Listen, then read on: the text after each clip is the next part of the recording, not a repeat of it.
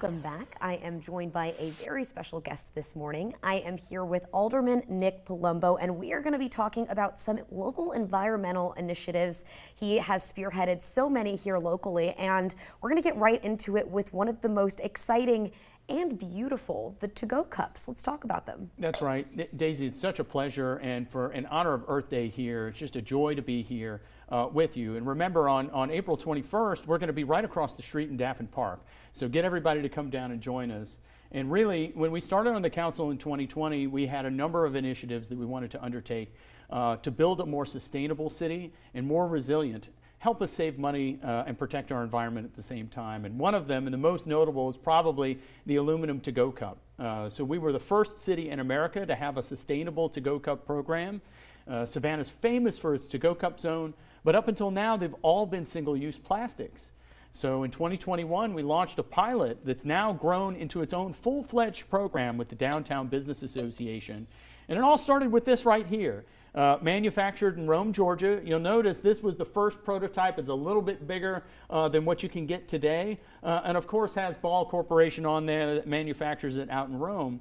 But every time you drink from one of these, you know, it supports our environment and supports our local economy and Georgia manufacturing at the same time. And help keeps your beer cooler too as well, and that helps. Absolutely. I love, he actually brought in for us this morning a couple of the different designs, and this is a local artist, I understand. That's right. This is Dana Richardson. So when the Downtown Business Association picked up this pilot and ran with it, which is just a huge success, they decided to use this real estate to feature local artists.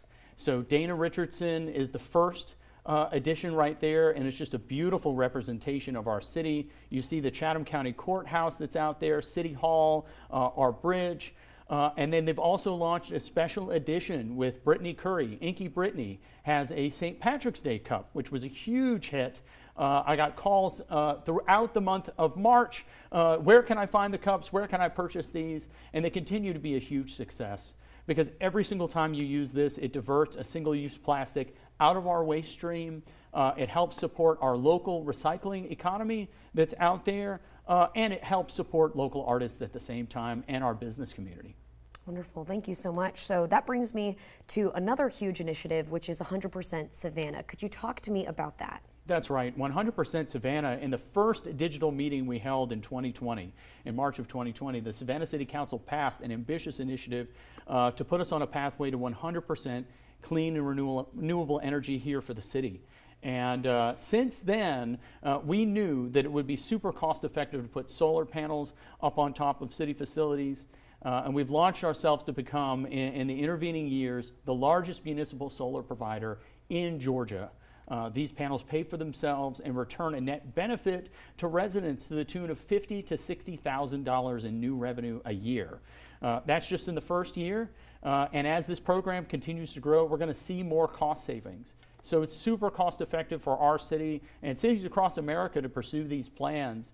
It's just good for our environment and smart fiscal management at the same time. Absolutely. And I understand that part of that is also making our city buildings more efficient. That's right. Now, this isn't super exciting, but it does save you money. For a historic city like ours, we have a lot of civic buildings that are very old. We have the oldest police headquarters in the nation. But unfortunately, over the years, we just haven't insulated them, and we need more building maintenance. So at Savannah City Council, we approved a new contract to audit all of our city facilities to make sure that they're weatherized and energy efficient. So not only does this pay for itself, it also, we expect that it's going to return a benefit to the taxpayers and save us money at the same time. So it's this universal thread where we can save money, save energy efficiency that's out there, and do right by our planet. We encourage municipalities throughout Georgia, please pursue these same ones. If we can do it, so can you.